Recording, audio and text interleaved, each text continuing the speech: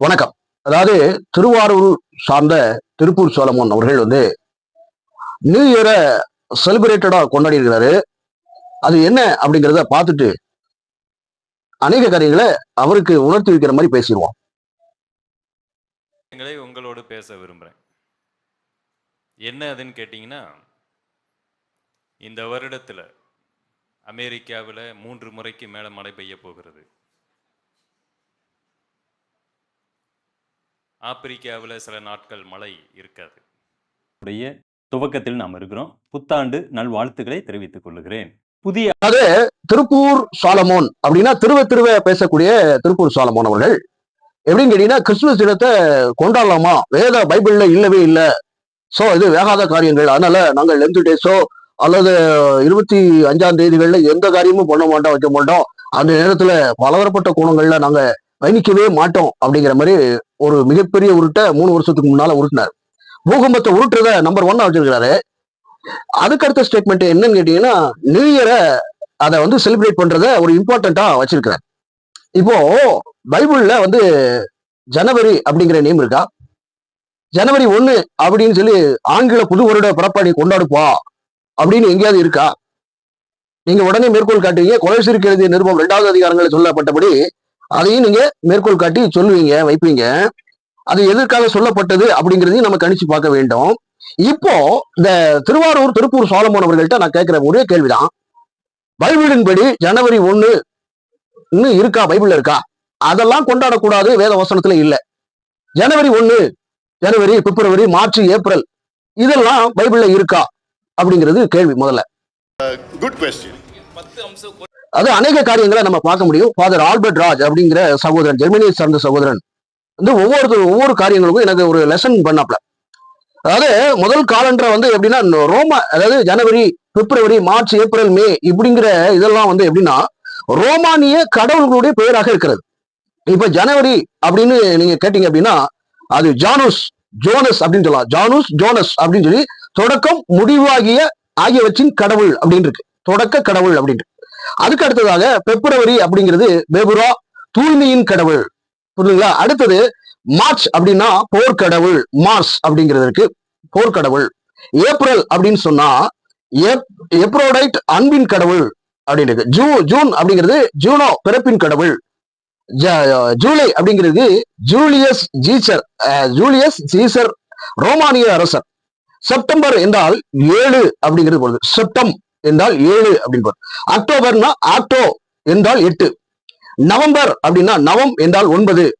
December அப்படின்னா டைசம் என்றால் 10. இப்படி பலதரப்பட்ட கோணங்கள்ல ரோமானியருடைய கடவுளுடைய பெயர்களாக இருக்கிறது, புரியுங்களா? நாம கிரிகோலன் காலண்டரை பேஸ் பண்ணி தான் ரோமானியர்கள் ஏற்படுத்தின ஜனவரி, பிப்ரவரி, மார்ச், ஏப்ரல். அப்போ ஒவ்வொன்றும் ரோமானிய கடவுளுடைய நேம வச்சுதான் இந்த ஜனவரி 1 அப்படிங்கிறத உலகத்துக்கு ஒட்டுமொத்தமாக ஆங்கில வருட பரப்பாக இருக்குது. இப்போ நீங்க பைபிள்ல நீங்க பாத்தீங்க அப்படின்னு சொன்னா ஒவ்வொரு மாதத்திற்கும் எப்படி கால அட்டவணைகளை எப்படி கொடுக்குறாங்க அப்படிங்கிறதையும் ஃபாதர் ஆல்பர்ட் ராஜ் அவர்கள் சொன்னதின் அடிப்படையில நம்ம பாக்குறோம். நான் அனலைஸ் பண்ணதில்லை, இந்த மாதிரியான காலண்டர் இந்த மாதிரியான இதெல்லாம் நம்ம படிச்சதும் இல்லை, அதை அனலைஸ் பண்ணவும் விரும்பல. ஜெர்மனி சார்ந்த அந்த ஃபாதர் ஆல்பர்ட் ராஜ் சொன்ன ஒவ்வொரு விளக்கத்தையும் நான் உங்களுக்கு சொல்றேன். வர ஒரு நிமிஷம், அதை கூட நம்ம வீடியோவா நம்ம போட்டுருவோம், ஒரு வீடியோவா. அதை நீங்க பாக்குறீங்க, திரையில பாக்குறீங்க. ஒவ்வொரு வசனத்தையும் நம்ம கோடிட்டு இது பண்றோம். ஒவ்வொன்றும் ஆகிப்பாண்டு இப்படி ஒவ்வொரு மாதங்களையும் வருடங்களையும் கணித்து ஒவ்வொரு மாதமாக ஆதார் ஆண்டு, ஆதார் 2 அப்படிங்கிற மாதிரி கடைசியா முடியுது. 13 மாதங்களாக கணிச்சு ஒரு ஆண்டாக அப்படி கணிக்கிறாங்க. அப்படியானால் இவர்கள் எப்படின்னு கேட்டீங்கன்னா, அந்த கொலோசியருக்கு எழுதிய நிருபம் 2வது அதிகாரங்கள்ல சொல்லப்பட்டபடி இவங்க மேற்கோள் காட்டி மாதங்களும் இது இருக்குது பிறவென்ன அப்படிங்கிற மாதிரி சொல்லுவாங்க. அதாவது இந்த வசனத்தை கூட நம்ம காமிப்போம். நிருபம் 2வது அதிகாரம் 16வது வசனம். ஆகையால் போஜனத்தையும் பானத்தையும் குறித்தாவது, பண்டிகை நாளையும் மாத பிறப்பையும் ஓய்வு நாட்களை குறித்தாவது ஒருவரும் உங்களை குற்றப்படுத்தாதிருப்பானாக. அப்படியானால் அதற்கு இணைவசனத்தை நம்ம என்னாகும் 10வது அதிகாரம் 10வது வசனத்துல, அதாவது ஒவ்வொரு கால சூழ்நிலைகள்லையும் ஓய்வு நாள்கள்லையும் அதை இது ஃபர்தரா ஞாபக குறிப்பாக அதை பண்ணாங்க. மாதந்தோறும் கூடுகை வச்சிருப்பாங்க, சபை கூடுகை பண்ணிட்டு இருந்தாங்க. அப்படி பலதரப்பட்ட கோணங்கள்ல பயணிச்சாங்க. அப்போ பயணிக்கும் போது இஸ்ரவேலர்கள் வந்து சோரம் போனாங்க. சோரம் போகும்பொழுது என்னாச்சு அப்படின்னு கேட்டீங்கன்னா, இதை நீ கூடி வர்றதெல்லாம் எனக்கு நான் இது பண்ணல, சோ நீ பலிய செலுத்துறதுனால ஒண்ணுமே இல்லை, சோ நீ உண்மையேறு, மனம் திரும்புதலுக்கு ஏற்ற காரியங்களை கொடு அப்படிங்கிற மாதிரிதான் ஆண்டவர் ஒவ்வொரு இடத்துலயும் சொல்றாரு. இப்போ இவங்க வந்து எப்படின்னு கேட்டீங்கன்னா, அந்த திருப்பூர் சாலமன் அவர்கள் என்ன பண்றது அப்படின்னு கேட்டீங்கன்னா, ஜனவரி மாதங்கிற கான்செப்ட் இல்ல, புரியுங்களா, மாதந்தோறும் பண்ணணும் அப்படின்னு சொல்லி ஒரு காரியங்கள், அதாவது ஸ்ட்ரிக்டா ஃபாலோ பண்ணுங்க, மாதந்தோறும் எனக்கு வாக்குத்தத்தங்களையோ அல்லது ஆசீர்வாத செய்தியோ அல்லது இவங்க சொல்லுகிறபடி சர்வீஸ் 2 சர்வீஸ் 3 சர்வீஸ், உக்கடத்துல ஒரு சர்வீஸ், நாகர்கோயில்ல ஒரு சர்வீஸ், அப்படி நாகப்பட்டினத்துல ஒரு சர்வீஸ், அவர் சொந்த ஊரான திருவாரூர்ல ஒரு சர்வீஸ், இப்படிங்கிற மாதிரி பலதரப்பட்ட கோணங்கள்ல சர்வீஸ்ன்னு வச்சிருப்பாங்க. அந்த சர்வீஸ்னா என்ன பேர் அப்படின்னு தெரியல. கால அட்டவணை போட்டு இவங்க வாழ்வாங்க. ஆனா கிறிஸ்துமஸை கொண்டாடக்கூடாதான், நியூ இயரை கொண்டாடுவாங்களாம், லென்த் டேஸை கொண்டாட மாட்டாங்களாம், ஆனா நியூ இயரை செலிபிரேட்டா கொண்டாடுவாங்களாம். அதுக்கு அடுத்ததாக இவங்க என்ன தெரியுமா, வந்து திருப்பூர் சாலமன் வந்து அப்படி இப்படி ஒரு திருவு அப்படி ஒரு திருவு, புரியுதுங்களா, முதல்ல திருவிட்டுறது. நாங்கள் அப்படி செய்யறது இல்லை. கியோஸ் காஸ்பல் என்கிற பிராண்டட் கம்பெனியான அந்த கம்பெனியிலே நாங்கள் வந்து கிறிஸ்துமஸ் பத்தியோ அல்லது நியூ இயர் பலதரப்பட்ட கோணங்கள்ல நாங்கள் கொண்டாடுறதும் இல்லை, அந்த நாள்ல ஸ்பெஷல் கூட்டமே நாங்கள் செய்யறது இல்லை அப்படிங்கிற மாதிரி உருட்டினாப்ல, புரியுதுங்களா. உருட்டிட்டு அடுத்த ஸ்டேட்மெண்ட் என்னாச்சு அப்படின்னு கேட்டீங்கன்னா, ஒரு கேம்ப் மாதிரி, குடும்ப கேம்ப் 25, 26 முன்பதிவு இலவசம்னு போட்டாலும் பரவாயில்ல, எப்படி இலவசம்னு போடாம முன்பதிவிற்கு முந்துங்கள், ஒரு மாதம் தொடர்ந்து விளம்பரத்தை போட்டு, ஐயோ அதாவது ஒரு டிவி நிகழ்ச்சி கூட இந்த மாதிரி விளம்பரம் கொடுக்க மாட்டாங்க, ஒவ்வொரு காரியங்களையும் போட்டு விடுறாங்க. அப்போ அதை ஏன் அப்படி செய்யறாங்க, ஒன்ஸ் உங்களுக்கு இஷ்டம் இல்லை அப்படின்னு சொன்னா நீங்க செய்யாதீங்க, புரியுதுங்களா. நான் எல்லா காரியங்களையும் கேட்க முடியும், புரியுங்களா இல்லையா, ஒவ்வொன்றையும் அப்டேட்டா மைண்ட்ல எனக்கு பைபிள் தேவையில்லைன்ற நான், ஏன்னா அநேக காரியங்கள் மைண்ட்ல இருக்கு, ஒவ்வொரு வசனத்தையும் நான் எடுத்து ஒவ்வொன்றையா பேச முடியும், எல்லாத்துக்கும் காரியங்கள் இருக்கிறது. அதே போல ரோமர் கழுதிய நிருபம் 14வது அதிகாரங்கள்ல நாட்களை விசேஷித்துக் கொள்கிறவன் எப்படி விசேஷித்துக் கொள்கிறான், கர்த்தருக்கென்றே விசேஷித்துக் கொள்கிறான். நான் ஒரு கிறிஸ்துமஸ் ஜெபத்தை கொண்டாடுறேன், அல்லது ஸ்பெஷல் டேவா நான் இன்னைக்கு டுடே ரொம்ப மகிழ்ச்சியா இருக்கேன், ரொம்ப சந்தோஷமா, அதாவது ரொம்ப மகிழ்ச்சியா இருக்கேன், ஏதாவது ஒண்ணு பண்ணணும் ஆண்டவருக்காக அப்படின்னா நான் என்ன பண்றேன், பந்தல் போட்டு பலவிதமான காரியங்களை நான் செய்யும் பொழுது அதை ஒரு ஸ்பெஷல் கூட்டமா வச்சு ஏழைகளோட இது பண்ணி சமபந்தி போஜனங்களை செய்து இந்த நாள்ல கொண்டாடுறேன்டா, ஏசு எனக்கு அற்புதம் செஞ்சாருன்னு சொல்லி நான் ஒரு நாட்களை விசேஷித்துக் கொள்றேன்டா, நான் வெடி போட்டு கொண்டாடுறேன். உங்களுக்கு என்ன புரியுங்களா இல்லையா, வேஷ்டிங்கிற பேர் கிடையாது, வேஷ்டியை கொடுத்துருங்க, அதுக்கு அடுத்தாக்க உள்படியும் போடணும்னு இருக்கா, இல்ல, எதுவுமே இல்லைங்கிற கான்செப்ட் இருக்கு, ஆனா நம்ம அதை பயன்படுத்துறோம். யூடியூப் இருக்கா, இல்ல, யூடியூப்பை பயன்படுத்துறோம். ஃபேஸ்புக் இருக்கா, இல்ல, அதையும் நம்ம பயன்படுத்துறோம். ஒவ்வொன்றும் கால சூழ்நிலைக்கு ஏற்ற பிரகாரப்படி பண்றாங்க. இயேசுவே பிறப்பினுடைய நற்செய்தியை உலகத்துக்கு இதன் ஊடாக உலகத்துக்கு சொல்றோம். இதுதான் தட்சிட் ஒரு பாயிண்ட் ஆஃபா இருக்குது. அதனால இப்படிப்பட்டவர்கள், அதாவது தன்னை ஒரு என்ன சொல்ற, ஒரு டீசெண்டா அப்படியே போட்டுக்கிட்டு அப்படியே போய் சொல்றவங்க இருக்காங்க. ஐயோ நாங்களும் அப்படி செய்ய மாட்டோம், நாங்களாம் ரொம்ப பரிசுத்தவான், பாத்தீங்களா உள்ள கலீஜா இருக்கும், புரியுதுங்களா. இப்படி பேசுன உடனே ஐயோ இவ்வளவு துன்பம் இருக்குன்பா, ரவுடிப்பா அப்படிங்கிற மாதிரி, என்னடா ஊழியக்கார மாதிரி எல்லாம் பேச மாட்டோம், அட்டூழியர் மாதிரி எல்லாம் பேசுறான் அப்படி, நான் யதார்த்தமா பேசுறேன் நான், இல்லைன்னா அப்படிப்பட்டதான இருக்கிறதான மக்களே, அப்படியான ஒரு ஜிபேவில அனுப்புங்கள், அப்படி அனுப்புங்கள், இப்படி அனுப்புங்கள், எந்த பையிலாவது ஒரு இதை அனுப்புங்கள், இயேசு உங்களை நேசிக்கிறார், இந்த மாதம் இந்த வருடத்தில் உங்களுக்கு இப்படிப்பட்ட நன்மைகள் நடக்கும் என்று கர்த்தர் சொல்லுகின்றார் அப்படின்னு பேச முடியும்.